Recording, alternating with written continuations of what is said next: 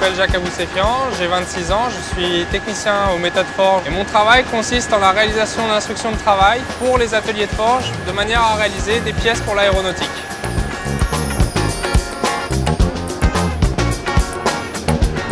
L'industrie aéronautique représente aujourd'hui un domaine de pointe pour la métallurgie et pour les domaines de matériaux.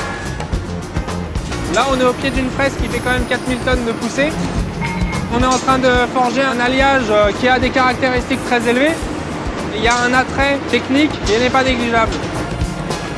Et ce qui est plaisant dans ce métier, c'est qu'on vous donne une certaine responsabilité, à savoir que les pièces que vous fabriquez vont directement sur des moteurs d'avion. On en ressent une certaine fierté par rapport au fait que la pièce, si elle monte sur le moteur, c'est grâce à nous parce que nous avons réalisé la gamme de forge adéquate.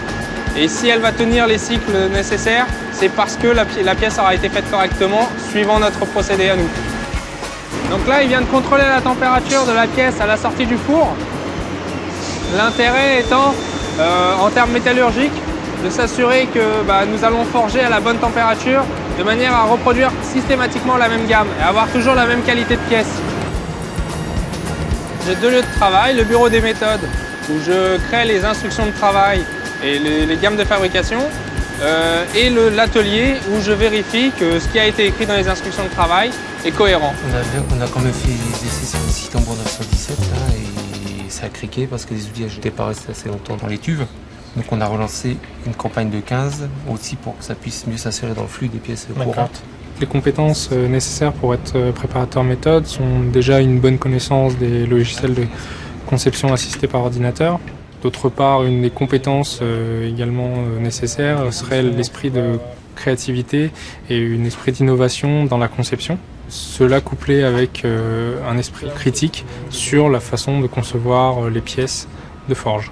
Ça remplira pas. Ah non, ça ira pas. La voie la plus classique serait le BTS en forge, mais aujourd'hui, d'autres BTS permettent également d'arriver à ce type de travail.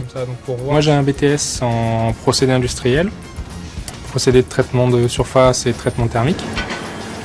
À l'issue de ce BTS, je ne me sentais pas encore la maturité pour entrer dans une carrière dans l'industrie. Donc j'ai opté pour une année de spécialisation en alternance. À l'issue de cette année d'alternance, en fait, l'occasion m'a été donnée d'intégrer les méthodes forge en tant que préparateur.